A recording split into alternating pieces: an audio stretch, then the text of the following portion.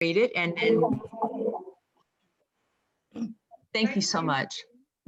I'm going to read it this evening. So WiVLA's mission is to provide an inspiring forum for women to explore and advance their creative development, to promote their work in the marketplace, and to infuse the community with their spirit of cooperation and invention. Oh, and before we get into the good part of our meeting, we have a couple of board announcements, not that they're not good. And we'll go ahead and start with Gretchen. Where did I can't find Gretchen? Oh, there you are. Gretchen, there you are. Gretchen is our vice president this year. Okay, you ready? Yes, ma'am. Okay. We have been working on getting together a membership roster to go onto the website, and it is now ready to go live. Only current members can be part of it. Only current members can access it. Tonight or late tonight, I will be sending out an email to everyone who is currently a member, everyone who is a 2021 member, asking them to fill out a form. And even if you don't want to participate in this, please at least give us your name and no, I don't want to participate, so we don't keep bugging you about it. And if you do want to participate, we ask a little bit more information, your email address, what your creative avenue is. Are you a visual artist? Are you a writer? Are you a performance artist? You know, what do you do? And we want this to be an easy way for all of us to be able to network with and collaborate with each other, to reach out to each other if we desire someone's services in their own creative avenue. There is a little disclaimer on there saying you will, if you participate in this, you will only use it for those purposes. You know, you can't just take all that information and go sell it on the black market. But so this is another incentive to become and stay a current member. And yeah, so just look out for that email. And we really hope you participate. Yeah, and this will come in especially handy as we prepare for our next collaboration. Mm-hmm. It'll be a nice way for you to get in touch with potential partners for the collaboration. So this is something that members have been wanting for quite a while. So we're very excited about getting this underway. So yes. Thank you, Gretchen. Thanks, Gretchen. Marie, you want to talk some about our virtual gallery? There's been some confusion about it and some questions. And so Marie is going to make everything crystal clear. And Marie, did you want to share your desktop? I do, but I first want to say that we have one visual artist for the March-April show. And we need another visual artist and we need one writer. And in a few minutes, I'll type my email on the chat if people want to message me and get more info. I'll be glad to answer your questions. Let me go to my screen. Let me go here, share screen.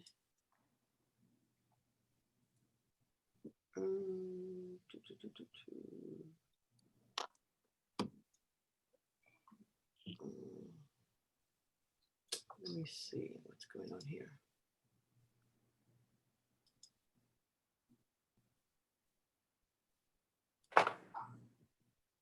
Okay.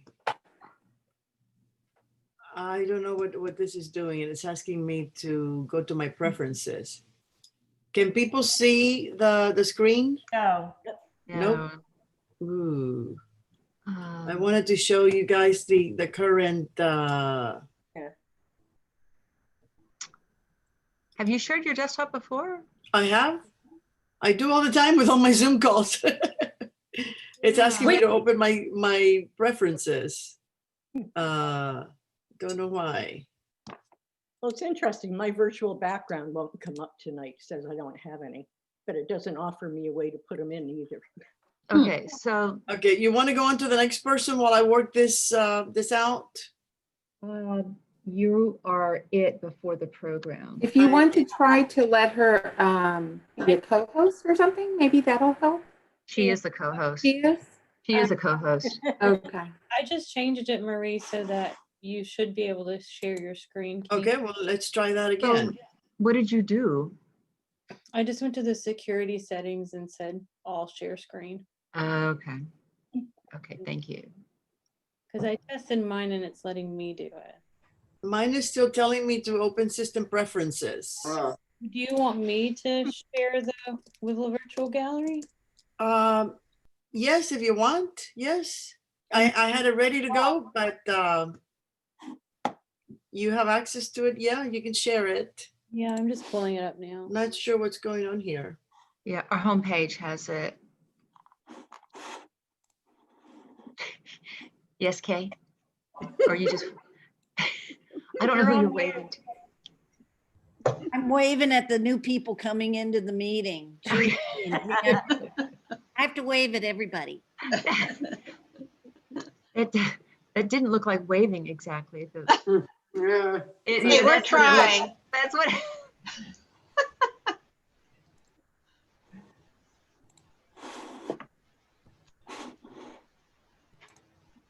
Okay. Marie. Okay. Ah, Okay. Aha.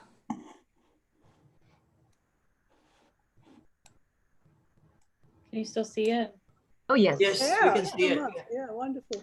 Okay. Marie, you want to be the backseat driver? Yes. So what we have is we have the small gallery from exhibit.com. We have 4 walls designated for visual artists and 1 designated for writers. So we can showcase a total of 18 images. So what I have been doing is in 1 wall featuring 3 excerpts from a writer, and then the other 15 pieces, depending on size. But for this last show, I was able to get all 18 in. And then each visual artist gets 2 walls. And this is a great way of getting your work out there to a wider audience than just a local gallery.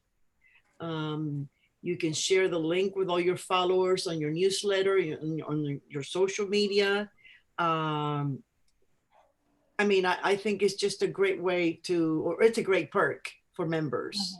So Haley, click on anything that's on the wall. If you whether want to it's go ahead in- and click on the first image as you move to the back wall, and then just start scroll with the arrow, just keep moving around to give people an idea of what the virtual gallery looks like. Like this? So you have to click twice the first time. Because it should zoom up to the image that you click on.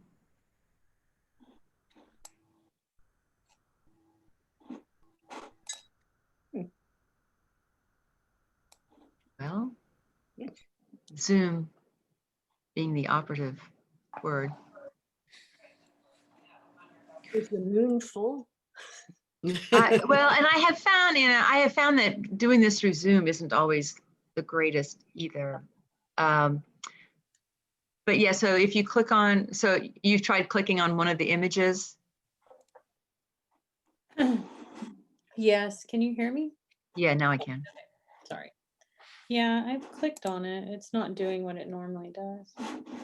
So I'm going down the bottom. There you go. That's as zoomed in as it will do. That's really weird. So are you able to click on invite?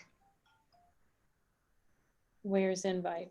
So well, from what I'm seeing, maybe something's frozen.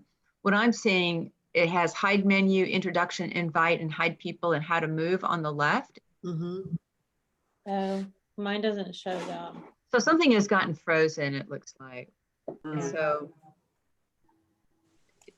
okay, so that's unfortunate, but as what it does, like I said, it doesn't work great going through Zoom, but when you've got it on your computer without all this stuff going through your bandwidth, you're able to click on one of those images, and then you have that same option to invite. Oh, here we go. Sorry, Yay. I paused and I don't know how that happened. So I was Okay. going around the gallery. I just didn't know you guys couldn't see it. Yeah. Oh, so if you go ahead and just, so like click on that image, and then you see that there's an envelope up Oh, yeah. going down the side. There's Oh, a, you click, and then you have an option of sharing to your Pinterest account, Facebook, Twitter, Tumblr, LinkedIn, or sending this an email. So you can, any of us can share any of these images in our social media channels and spread the news about this. So you can share it to your own collectors. And you're able to kind of walk around. You can walk around by moving your cursor or by using the scroll options below at the bottom of the screen here. And you're able to, using the arrow keys on below the keypad, you can move forward and backwards. And then using, what is it, ASD8, I can't remember. There's some keys that you can move up and down as well. So it's really cool. Like Marie said, it's a perk of membership. We don't charge for participation. And we do all the work. Yeah, and by we, she means she does all the work. Yeah, she gets a lot of credit for this. It's not a we, yeah, she's been doing it all. And I'll be glad to answer any questions. You know, in what format to send the images, all that, just let me know. I'll be glad to talk to you about it. So I'm going to. And Marie is very, very patient. So thank you, Marie. Yes, she's done a great job. And Sally remembers because she sent me her images via Dropbox, and I couldn't open it, and I replied, I can't get into Dropbox, or I cannot add anything else to my Dropbox because I have 3,000 wedding pictures. And they remind me almost every day that I should upgrade. You know, when we had the meeting with the woman who put together the virtual exhibition for the Holocaust Museum, she talked a lot about some of the choices that she made for backgrounds, and we have taken what she said to heart. I don't know if you've noticed, but our walls have been pretty much like the same color that were in the Holocaust Museum show. So great work, Marie. And y'all need to take advantage of this. And our website has a link to signing up for it, along with the specs for the images. And if you need help, you know, understanding the specs and getting the images, you know, reach out to us. There's several people that know how to do that, and be glad to help. Okay. Melody and Marie, you may want to remind people that if they take advantage of this member perk and work with Melody and get the photo, or work with Marie and Melody and get the photos in, and go through this whole process, it's like having a tutorial on how to do exhibition.com, and then you can go and get your own reasonably priced gallery space and promote your own work. So you're learning how to do it by showing your work with WiVLA. So that makes it a great perk, because you're learning how to do your own. Yeah, I signed on with them last year, I think just before WiVLA started using them. And I think I've done 3 now. What I do is I launch a new one every couple of months. I love it. I've paid for my membership several times with work that I've sold through it. That's awesome. Yeah, it's a great way to get exposure, and they have some nice social media tools. Okay, so did any guests come into the meeting since we've got started? Any new members? I did. I'm Leslie Rainwater. Hi, Leslie. How are you? Great. What brings you to see us this evening? Well, I have dabbled in the arts a lot. I write and I do fiber arts, and I haven't been very active lately. And June sent out an email to Nextdoor, and I was very intrigued by the organization and thought, wow, I'd really like to try this out. Good. Hi, Leslie. Hi, thank you for Gosh, posting. June, You're welcome. that's fabulous. Well, welcome. We're so glad to have you with us. We have a great program this evening. Anybody else? Okay, so with that, I am going to turn the meeting over to Ellen Seaton. I can't Hi find there. her on my, okay. There Right you here. are. Okay. Yes, I am very excited about our meeting tonight because I get to introduce Fern Brady, who I have gotten to know through the writing community here in Houston. And she is the founder and CEO of Inklings. If you read the write-up in our newsletter, she's got degrees. She's been a foreign correspondent. She taught for 15 years at A-Leaf. She's a Houston realtor. She is a big connection in the Houston area when we do what we call NaNoWriMo, which is the National Novel Writing Month. And this is her debut novel, United, that came out in 2020. She'll have another book coming out in 2021, which is great fun. I love her writing. And she's also the kind of writer who really supports other writers. I've had long conversations with her about, this whole writing craziness that we do. And I have seen her network with other writers, just very supportive.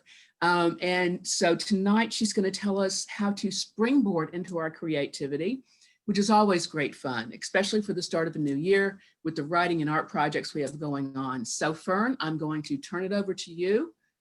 They should have made you a co-host so you can show us your PowerPoint. Yes, I think so. Oh, Can y'all you- hear me okay? Is that better? Yeah, much better. Yes. Good. Yes. I played with the settings until I don't know what exactly I did, but technology, you gotta love it. It's just one of those things. All right, so I'm going to share my screen, and of course, there's my favorite thing in the whole wide world, which is dragons. But the presentation we're going to talk about today is floor plans and maps.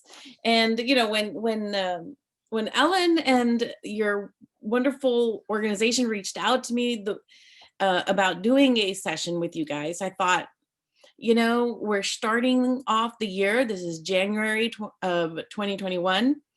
And something generative, I thought, something where we could have a little fun and just generate ideas, generate text for those of you guys who are writers.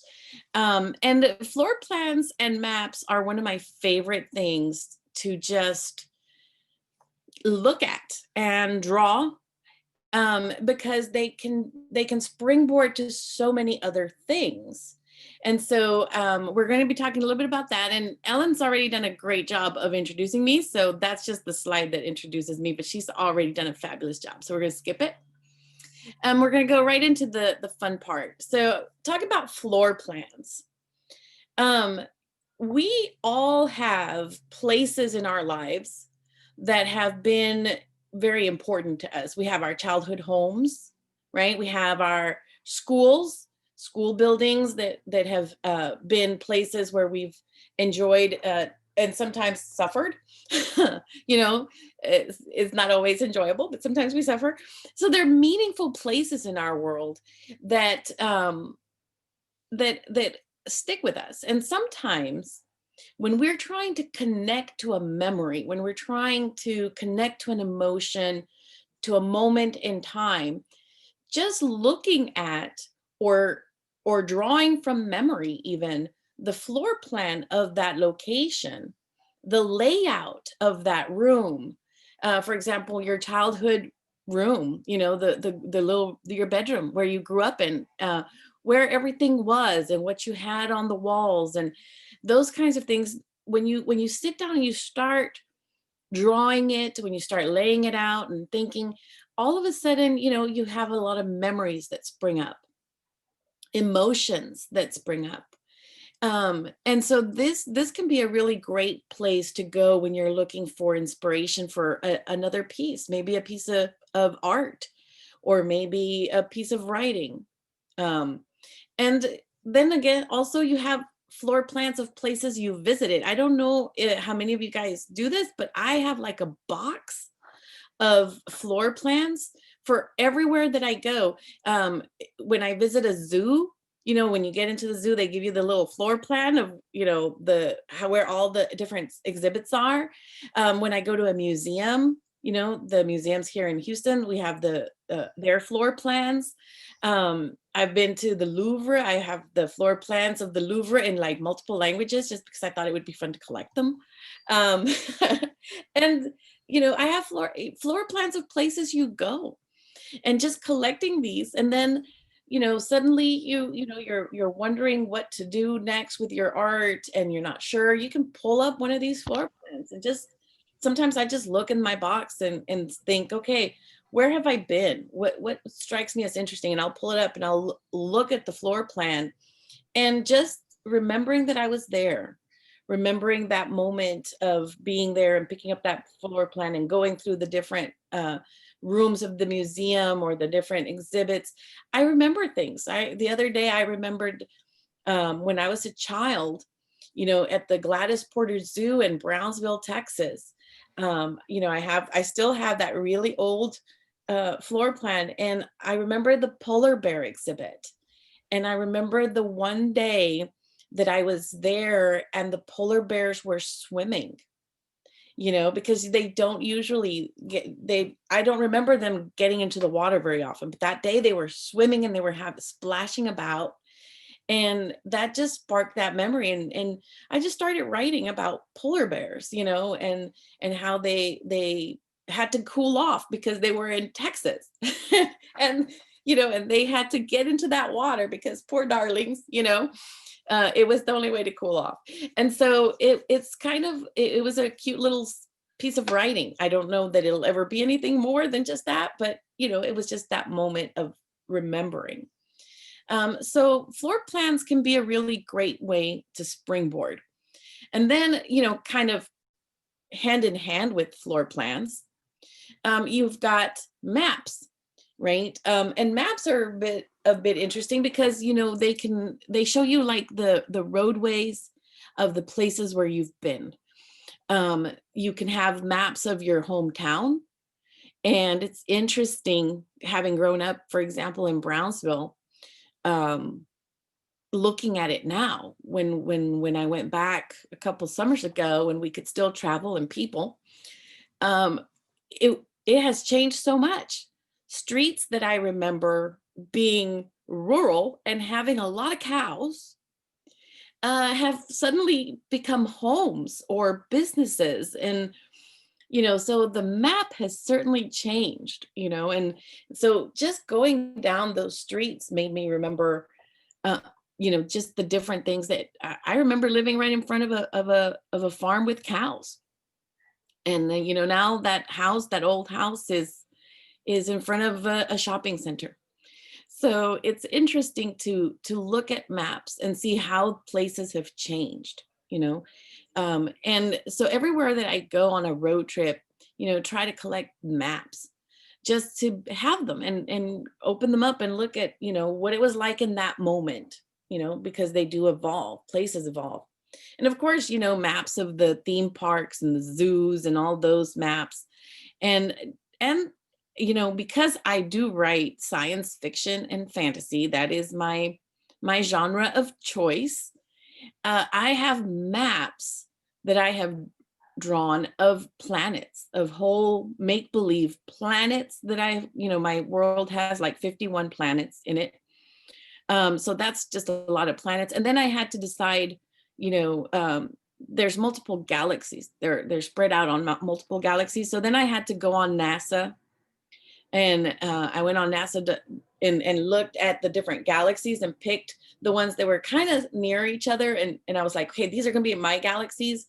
And I gave them different names than the ones that NASA has, because NASA just numbers them, which is really boring, you know. And so I was like, we need names for these things.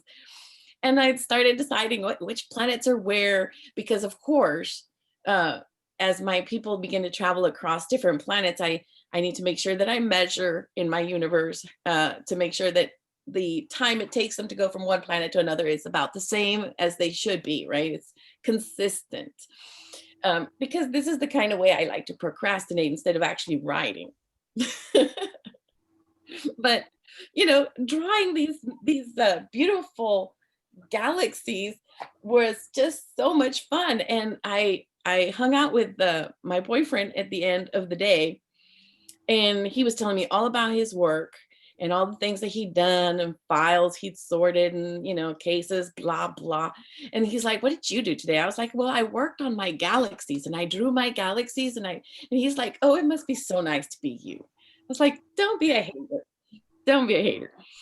But you can create your own maps for imaginary places, you know. And what a cool visual project, I think. I don't know. I'm just going to throw that out there, since y'all are the visual artist group here, of having people create maybe some paintings with different maps, and maybe other people could create stories for those places. You know, it'd be kind of fun. I don't know. I've always thought that was fun.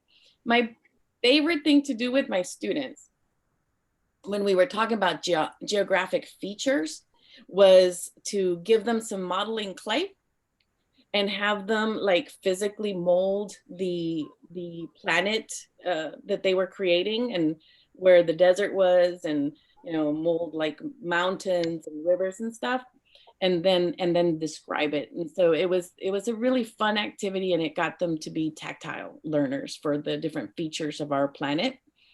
But these are the things I love to play with, because, you know, our work is fun work.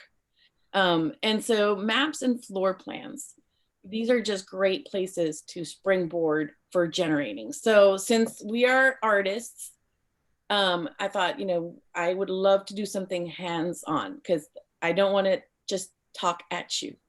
So we're going to do some activities, okay? So the first one I have for us is a floor plan activity. And so I want you on a piece of paper or wherever to draw out the floor plan layout of maybe your childhood bedroom, or maybe your dorm room, if that is a better place, or maybe you have another room, a special room that you remember very fondly, okay? And I want you to just draw the layout, right? What is in that space? You know, where did you put your bedroom, your bed? Where did you put your desk? You know, did you have bookcases? You know, where are the special pieces of furniture laid out? And you're gonna just draw that for a moment. And as you're drawing, I want you to be thinking about that space and why it's special to you, and let emotions and images and stories come. And then you might find yourself suddenly drawn to doing something other than drawing that space. Okay, so while you're drawing it, if you suddenly decide to write a poem, or write down a memory, or if you suddenly decide to get out some colors and create a piece of art that reflects that emotion, then, you know, please do so. So I'm just gonna give us time to do that, and I'm going to shut up so that you guys can concentrate on it.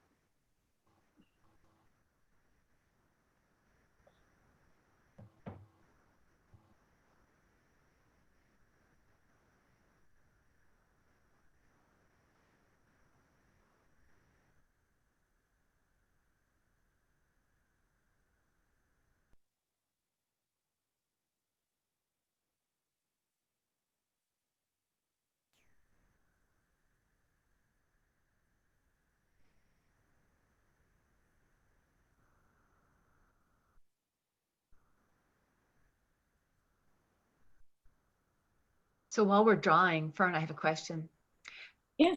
Has one of your theme park maps ever made it into one of your stories? into my stories. Well, so I'm working on a memoir, and one of the memories from the zoo does end up in, or has, potentially it will be in there. And because, you know, my birthday falls on July 9, and my brother's birthday is December 24. So a lot of times we shared birthday parties in summer. And so the zoo is a great place to do that. And so I have a lot of memories of those shared birthday parties, you know, and some of them were not so nice, but some of them were great. So I just wrote a whole bunch of little segments that I remembered about being there at the Gladys Porter Zoo. It was such a beautiful place. It's a really great zoo. Right. I've not been to that zoo. Yeah, it is. But yes, they do. And sometimes it shows up in poetry. Different things that are inspired by my maps show up in poetry, which I only have 2 poems published. But I have a lot of them, but I just don't consider myself all that great a poet. So I tend to just kind of keep them in my box. Thanks.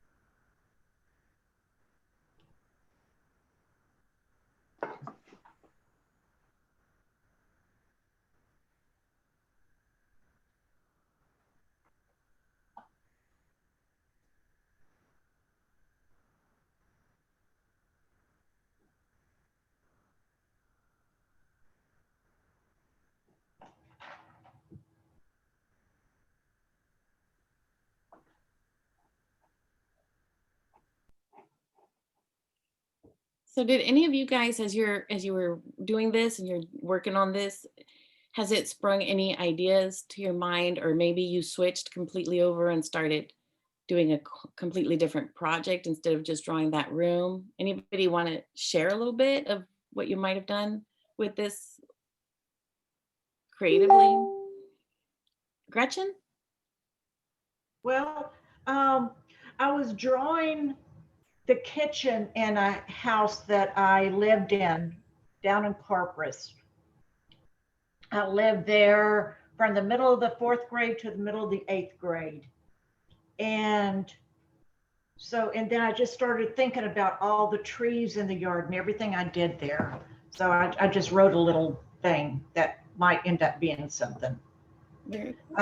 She escaped in the trees. She crawled under the fig trees. She climbed up the chinaberry trees. She was one with the trees. She always had a book in her hands. She always had a world in her hands. She ate the pecans, the figs, the peaches. She licked the persimmon juice off her fingers.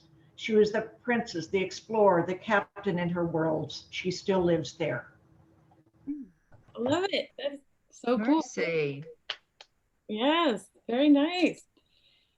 Anybody do something visual that you switched over to, like drawing something maybe from an emotion?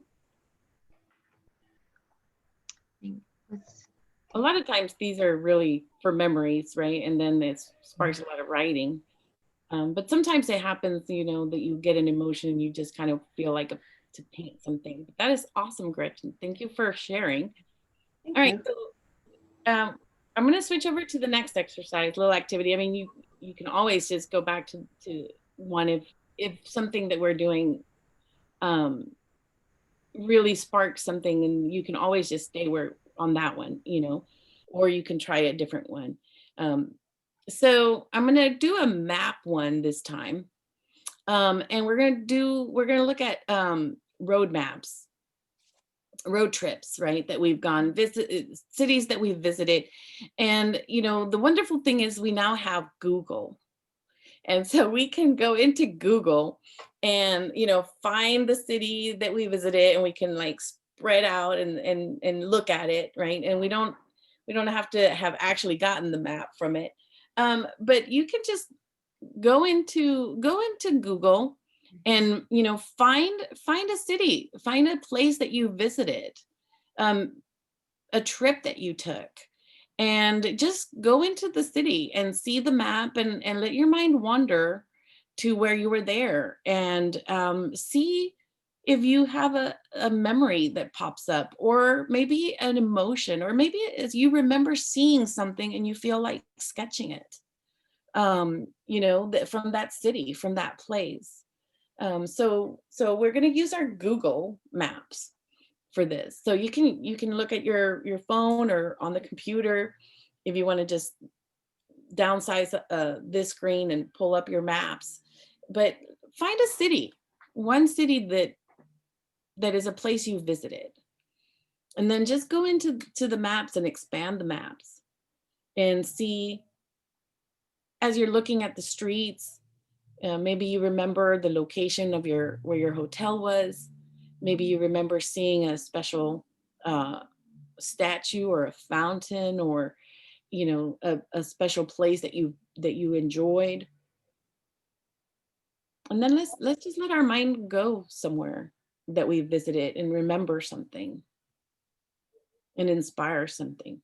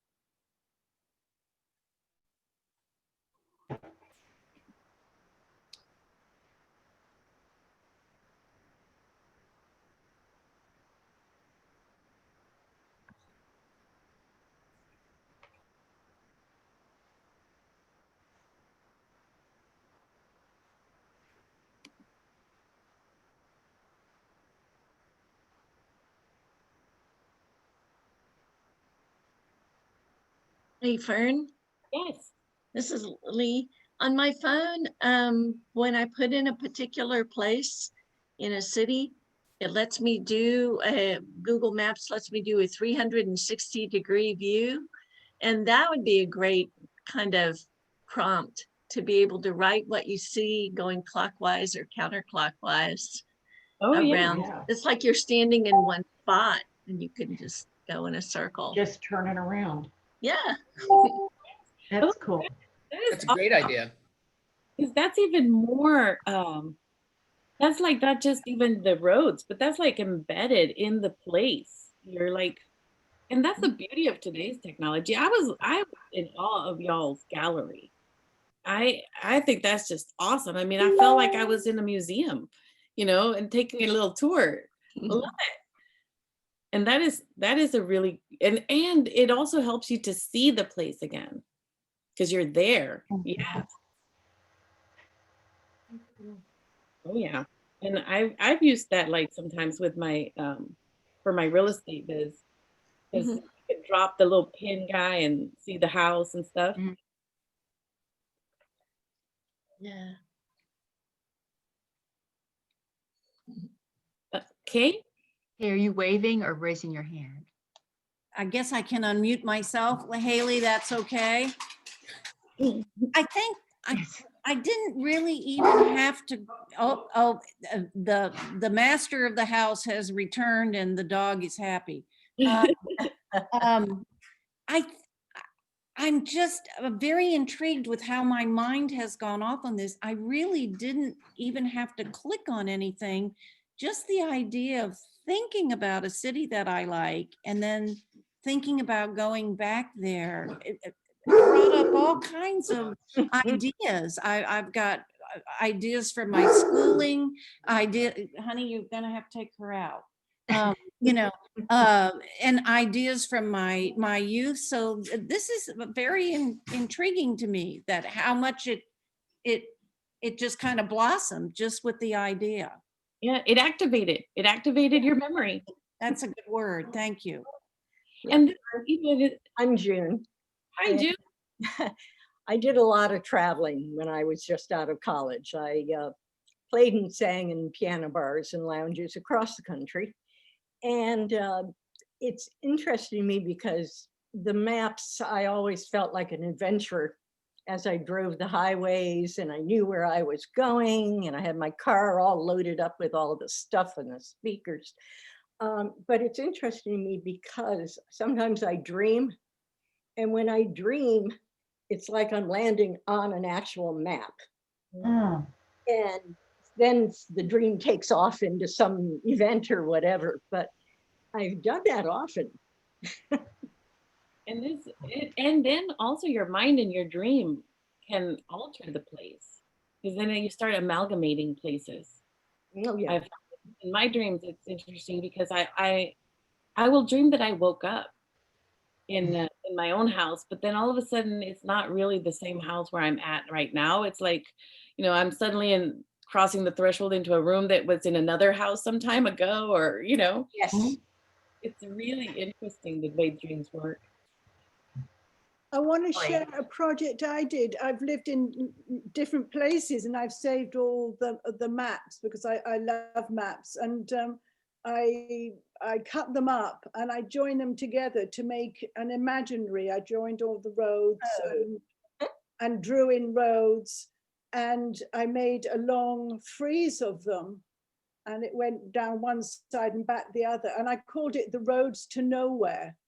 And it was such a wonderful project because it was just a mixture of all the places, and doing it brought back the memories. And I thought it looked pretty damn good too. I'm sure it did.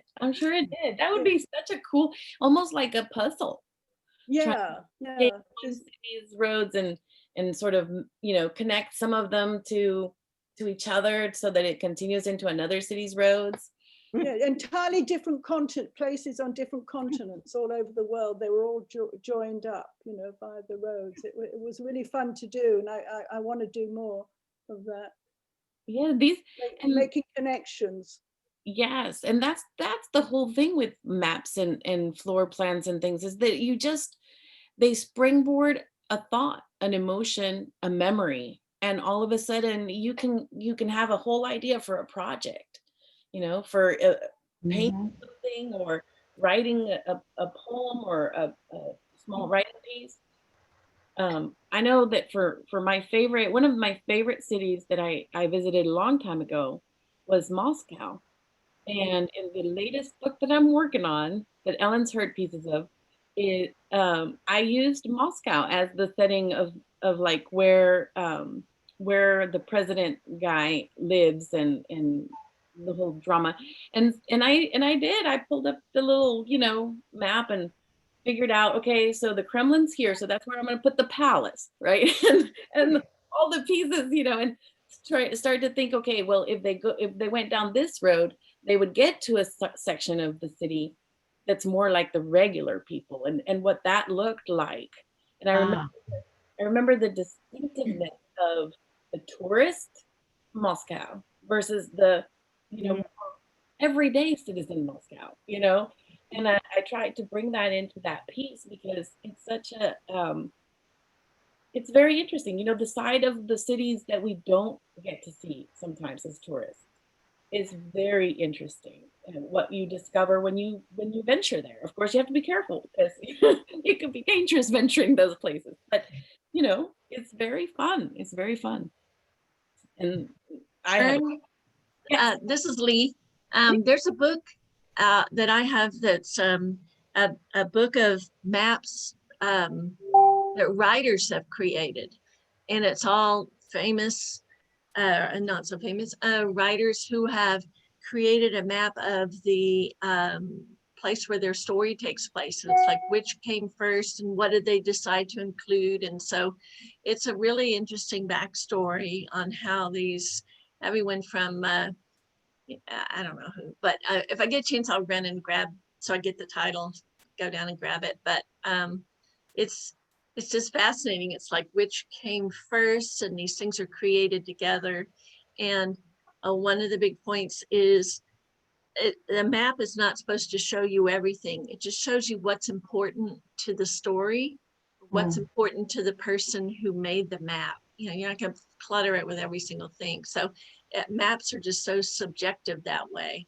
So if you're thinking about making one to go with a story, yeah, it's going to reflect the story in a way. Oh, definitely, definitely. And it's interesting. We have a series that we're publishing right now called the Avalon series, and it's these little girls, and they go into the magical world of Avalon, and they have adventures there. And there's a different map for each book, and because it's changing, the world is changing, and what you need to know about the world in book 1, it has now changed for book 2. And for book 3, we're actually going to put the map of book 2 at the front, but then at the back of book 3, there's going to be the new map, because by the time the story ends, there's been some changes to the world. And so you get to see what it was at the end. And so we're kind of playing with that aspect of, you know, how the world has changed and the map changes with us. And like you said, what's important, right? I think like in the, yes. Oh, I was just gonna say, a good example of that is the Game of Thrones opening sequence. From season to season, and even within seasons, they would update the sequence depending on where the action was happening. And then when the Winterfell or whatever got burned down, then they showed it burned. So they're always updating to follow the story. So that's kind of what your books are doing then too. Yes, yes. And they would do the different sigils, like when one person would take over a space and the other person, yeah. And that's a really cool thing to do for readers, especially in like fantasy genres and things like that. Oh, sure. All right. Do we have, how much time do I have? Because we could keep going forever. Just saying. I think we still have good about 7 or 8 more minutes. All right, perfect. So do you, I think we should draw our dream house, because that's one of my favorite to do. That is one of my favorite. My dream house has changed significantly since I first ever drew my first one back when I was a kid in high school. You know, when I dreamed about leaving my parents and having my own space, I thought I was going to have this massive hacienda. You know, little did I know how much those things would cost. So yeah, so my first place far from my parents was a little 1-bedroom apartment. Not quite the hacienda I had hoped. But your dream house, like if you had all the money in the world and it was no object, you know, where, you know, what would your house look like, right? And this, you could do the floor plan, right? For like the different rooms, where you would put the different rooms and such. You could also do a little bit of the exterior, because we all have different things that appeal to us aesthetically for our homes in the exterior. And what would you want to do, you know, with your dream house? And you know, and then let it spur with some writing, maybe of why you would want to have this particular room in this way, or maybe some stories might come into your mind of like, what you would want to do in these places, and maybe some loved ones that you would have with you in these places, that in your dream house. So I think we could do maybe a couple minutes and draw our dream house.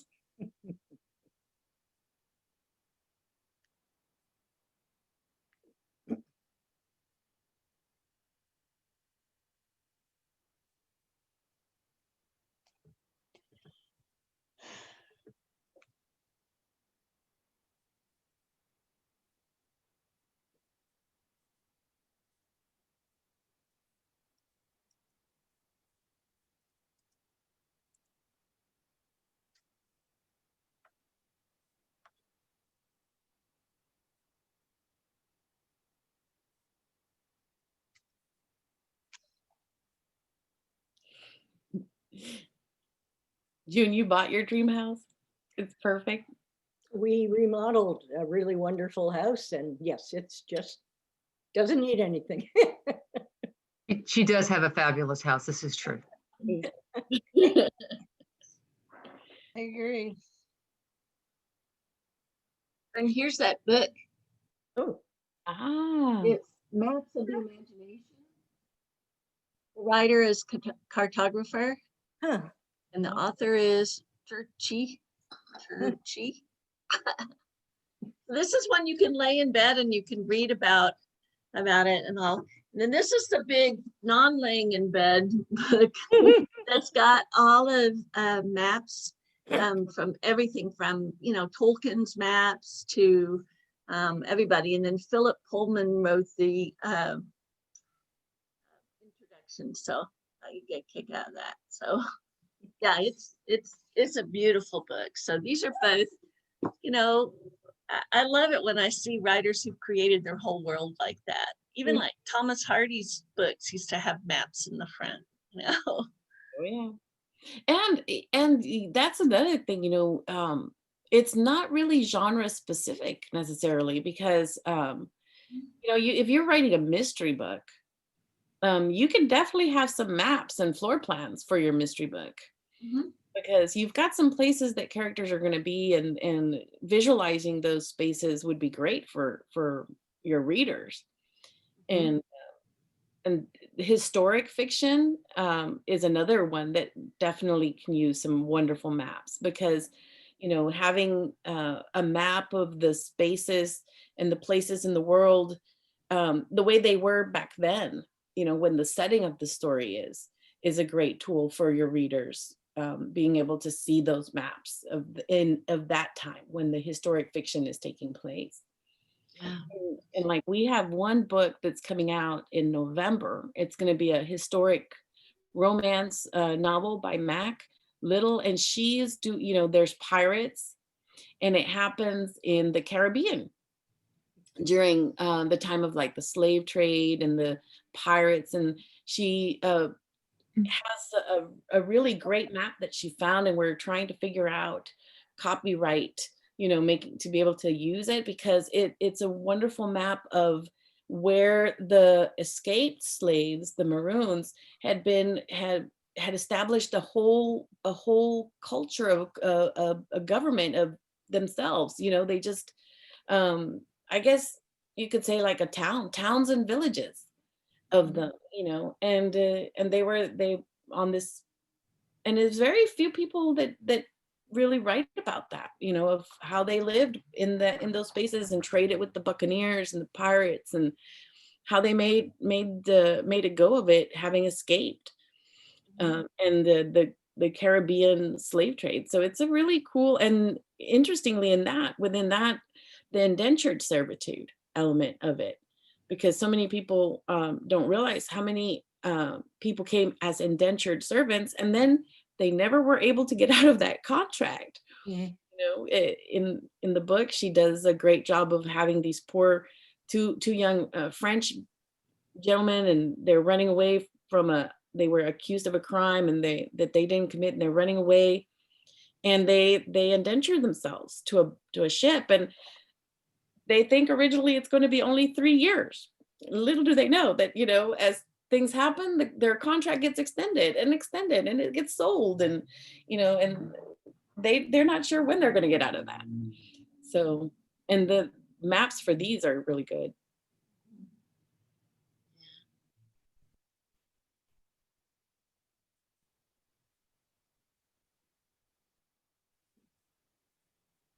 I'm reading the Rex Stout Nero Wolfe series now, and even for a writer, this was not published in any of his original books, but later on, they one of his heirs opened some of his archives, and they've put these a map in the back of some of the newer editions of Nero Wolfe's office and where everything is. And it was actually more of a tool for the writer so that he could kind of stage things and visualize action within that room and kind of stay consistent and all like that. So some maps maybe are not meant for the audience. They're just meant as a, you know, a guide for the writer to kind of keep on track. I'd love to see that. I posted it on the Wolf Pack. I'm in the Wolf Pack for Nero Wolfe. It's a Facebook group. So yeah. Oh, I didn't know there was a Wolf Pack. Oh man. Yeah, I'm glad to be part of it. He has an orchid room, doesn't he, at the top of the house with all the orchids? The whole top of the brownstone is glassed in, and he has all these different rooms and stuff. So yeah, it's fun. It's fun to read about it. And yeah, people post a lot of pictures of orchids and stuff. Oh, yeah. You know, I'm just barely scratching the surface on that. But when I saw that map of the office, it's always a shock when you see sometimes a writer's version of something. Even though they're describing it all the time, you're always picturing it different in your own head. So Sure. That is so true. That is so true. And I think in some ways, that is the beauty of the artist and the person that receives the art. There's that relationship. You know, you frame it and you know what you're thinking in your head for it, but then the person receiving it has their own flavor to it. Yes. And interprets it, which is why one of the things, you know, I always say with people who like go, oh, I hated that movie, or I hated that book, or, you know, whatever, is like, okay, but it's a piece of art. So it maybe didn't speak to you, but it speaks to others. And that's ladies, can you hear me? Yes. I'm sorry, I have to jump off, but y'all are all creative and beautiful women. But I told Melody at the beginning that I could only stay on until 7. So She did. This is true. I look forward to back. seeing you again. Please come back. I will. Thank you. Thank you. Thank you for having me. Sure. Good bye, night. Sophia. Have a good evening. Bye. Thank you. So as you're doing your dream house, and some of us are already living in our dream house, which is awesome, dear. One of the fun projects to do with this one is to look at and think about what was in your dream house idea for when you were younger, and some of the things that have changed over time as far as what you want in your dream house. How what? No more ponies. No more ponies. Right. I understand, because but it's interesting that there's one thing that remains in my dream house every single time, no matter what iteration it takes, and that's like a massive 3-story library. Oh yeah. You know, like Beauty and the Beast. Yes. I would have totally be happy being the prisoner of the beast. I mean, he had that massive, you know. So that's, I always have more books than I have book spaces on the bookshelf. Yes. right. True. I tell you, that's the only reason she stayed with him, I think.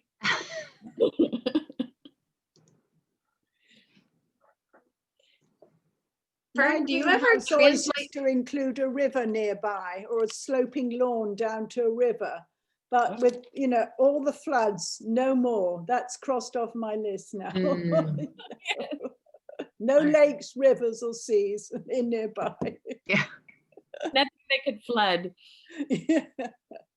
Oh, and I'm those, kind of surprised at when I started drawing how much my house, my dream house, is now reverted back to more of a cottagey story house, more of like I would have liked as a kid, I guess, more of what I would think that I would have pictured as a kid, and but with a yoga room too. So yeah, it's kind of interesting how life, does come full circle. The things we like, and how our experience is living in a flood zone. Yeah. Yeah. Very fast to go. Yeah, maybe a lake is not a good idea. yeah. Just to visit. That's lake houses are for you to go visit and then you, Right. I would love to live in the mountains though, because the mountains are just so beautiful and Texas is so flat. And every time I visit somewhere with mountains, my eye misses them. I come back to Texas and go, where is that massive beautiful thing? I'm with you, Fern. I want to live in the mountains. That's where my dream house would be, mountains. Mm-hmm. My favorite that I have visited so far are the Highlands in Scotland. Beautiful. They're gorgeous. They really are. I just feel them so much. I just want to go up and hug them, but of course I can't because it's in the mountain. But every time I look at them, it's like, wow. I have an artist friend that lives in Scotland, and she has a studio. It's called Essence of Mulroney. Her name is Laura Murphy. You can look her up on Facebook. She does some amazing stuff. But she is forever posting beautiful photos from outside her studio. It's just gorgeous. Oh yes, there's something about mountains. Mm-hmm. And a waterfall wouldn't be a bad thing either. True. That you could see in the distance. Right. That flows into a river a little bit far away. Right. Yeah, And a exactly. studio and a bar.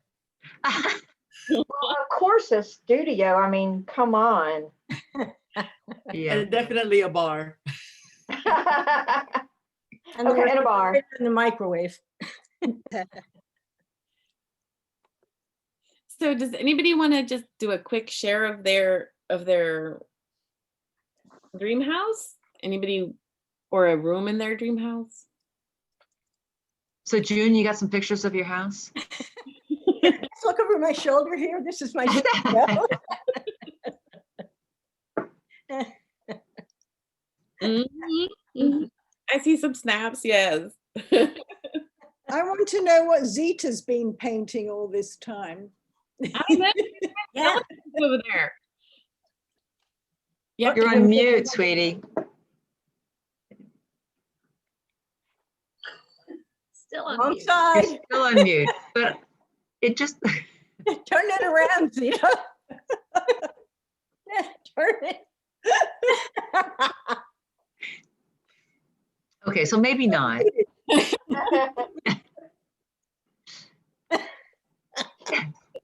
I'm sure it's absolutely glorious, my friends. I think she's she's just miming. She's just pretending. I didn't see anything on that piece of paper. Okay, Self. I am priming these pieces. I'm putting gesso on them.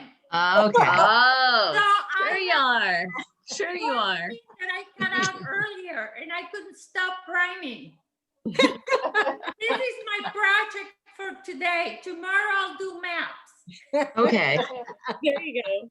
And there's so many options with maps. I mean, some of the other things, like you can take a historic building, looking at different palaces, royal palaces, and government houses and things. You can check those out, and kind of springboard on what people's lives might have been like, and get all kinds of writing from that. And then there's also just creating a brand new place. We've talked about authors that create brand new worlds, and something that would be great and fun if anybody wants to do it, and maybe nobody will, but it's fun anyways. Take a geographic features book, and then just pick some features and then start playing with clay. If you use modeling clay, not Play-Doh because it cracks, but the modeling clay, and you really like warm it up, and you can spread it up on a construction paper and start putting mountains. And I love making volcanoes because you get to poke it with a pencil to put the lava hole.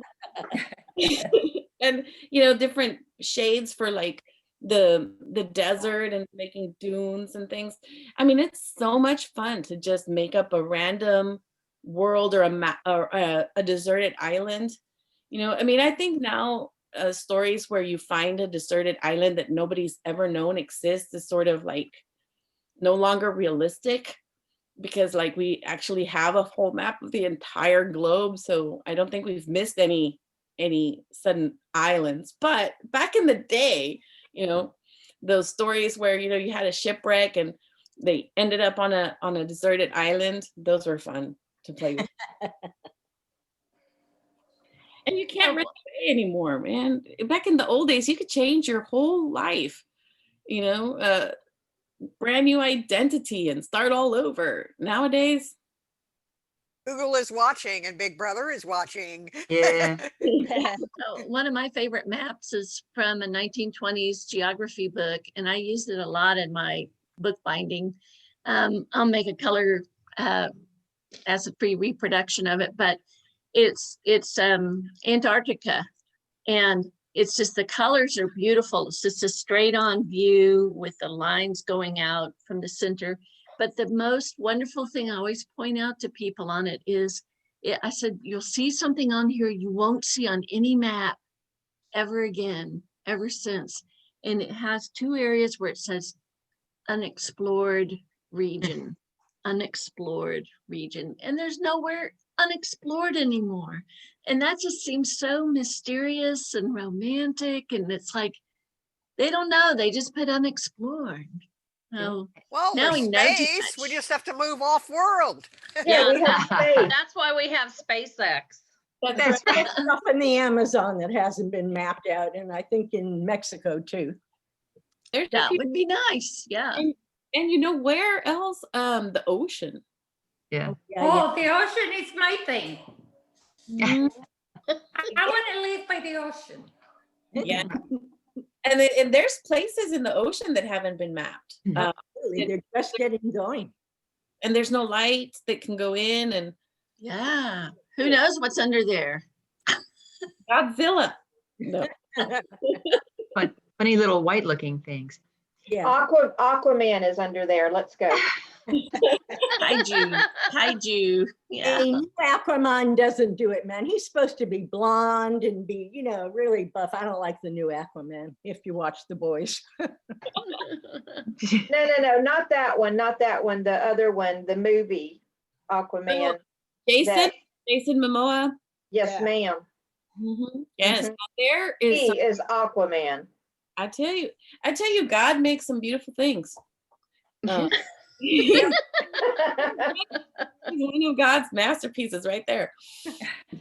But yeah, no, what I thought was really cool about that film is, that everybody thought that it was going to be just, going to see Jason Momoa, but it actually ended up having a really great plot. Mm-hmm. And really well executed. So I was like, oh, that was a pleasant surprise. Well, it was really a love story between his parents, is what the backstory was about it. Yeah. But I don't know, how are we doing on time? Because I don't want to. I think we need to start winding down. Did you have any more slides, Fern? I do have extra activities, but we don't have to do them all. So I can, This has been so much fun. You need to hang out with us. Yes, definitely. You guys are so much fun. And I love pretending that I can paint. That's all I do when it comes to painting. Many of us do. Yeah. Are you local, Fern? I am. I'm here in Houston. Oh, good. I've been practicing painting for like 45 years. You must be really good at it now. That is We're really good at practicing. No, I'm still practicing. You're so practicing. Well, that's like writing, right? Yeah. I was at in a writer's intensive recently, and Max, the leader, was saying, that you will never be, you have never been as strong a writer as you are in this very moment right now. You're the strongest at writing right now than you've ever been, because of course, we've been working on it all these time and developing our skills. And so right now, this is the best we've been ever. And that was a cool thought. I was like, oh, look, I'm the best I've ever been as a writer. Hopefully I'll be better eventually, more. Right. Not as good as tomorrow. But not as good as tomorrow. That's right. It's empowering. Thank you so much. Hey, Sally? Can Fern tell us a little more about Inklings? I want to know how we can support Inklings, or what's going on with that. Sure. Inklings Publishing. We're a local publisher.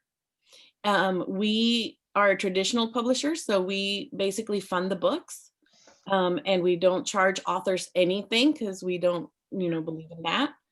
And so, the best way to support us would be to buy some awesome books from Inklings Publishing's offerings. And if you go to our website, inklingspublishing.com, on our library, you'll see our books on little cute shelves, and I'll put it in the chat if you guys want. Inklings Publishing. Maybe something could go in the newsletter about it too. Sure, that would be awesome. Yeah. Oh, I think I just sent it to just June. Sorry. Yes. Maybe June will share it with us. We're very honored. All right, thank you. Yes. Miss Sally, thanks. Oh, okay, great. Got it. Thank you. Sally, would you Yes. like to say a couple words about next month? Yeah, well, we're going to have magpies and peacocks. And I don't know how many of you are familiar with them. It's an non-profit organization, and they're in the forefront of recycling, which is dear to my heart. They repurpose industrial discarded fabrics from all over, and they repurpose them into fashion-forward items and accessories. And they have a group of designers and makers and artists who do this. They're just east of 45. They must be near you, Lee. Mm-hmm. I think it's They are. They're on White between- Oak, aren't they? Somewhere, yeah. Yeah, And- they're near downtown. Yeah, they're yeah. not. And I think it's a fantastic group. And if you go on their website and you see what they produce, and they're high-end items, what they do. For instance, they took banners from when Houston hosted the Super Bowl, and they have all these leftover banners, and they made stuff out of it. And the news talks about the waste in the fashion industry now, and high-end fashion designers are now aware of this and trying to cut back on. It's one of the most wasteful industries there is, which is Tell me the name surprising. again. It's Magpies and Peacocks. It'll explain why they called it that on the website, but I think it's rather cute. Magpies because they collect things, they're always out for bright things and repurposing. And peacocks because they're gorgeous. Right. So, Why not? and it's a very interesting group. So please join us. It's the 16th of February, isn't it? Yeah. Right. Yeah. Yes. It sounds wonderful. I think Thanks. it'll be really interesting. So before we end tonight, did anybody have any announcements about things that are going on with them? Yes, I want to say hi to Lee. And June. Hey. I Anybody else? have a question for Fern. The Inklings, I knew I'd heard that name before. Is it from J.R.R. Tolkien, that group he had at Oxford? Yes, yes. Yeah. I think it's Oh, I see. great Okay. name, yeah. I think they were all old academics, weren't they? C.S. Lewis was in there and all these great authors. I think they called themselves the Inklings Society. Yeah. Yeah. And so they would meet and share their writing and give each other feedback. And I would have loved to have been a fly on that wall to just get to hear them talking about each other's writing. I think they used to sit around a glowing fire with tea and scones and their pipes. That sounds fabulous. Like Sherry? Yeah. And I just want to say thank you to Fern. When I approached you to present at the meeting, you said yes right away, and I have had so much fun tonight. I've been inspired, and I know others in the group have been inspired. So thank you, Fern. Thank you. We are Thank you, so Fern. grateful. Thank you so much. It was a fabulous presentation. Thank you. You made us work. Thank you. Great. Well, hey, we're all artists, right? I mean, we want to generate, and sometimes just finding inspiration to generate is hard, especially nowadays with everybody being stuck in their home, and it can get heavy. So I like that it brought back a lot of memories when you said, like, from your childhood or whatever. Yeah. So I hadn't thought about that for a long, long time. Yeah. So thank you. Thank you. Thank you. Thank you very much. Okay, ladies, I look forward to seeing y'all February 16th, same time. All right. It was a wonderful evening. Thank you again, Fern. Such a great time. And y'all have a great week, a great month. With everybody. Bye, everyone. Bye. Fern. Bye, everybody. Good night. Good job, Melody. Thank you. Bye-bye.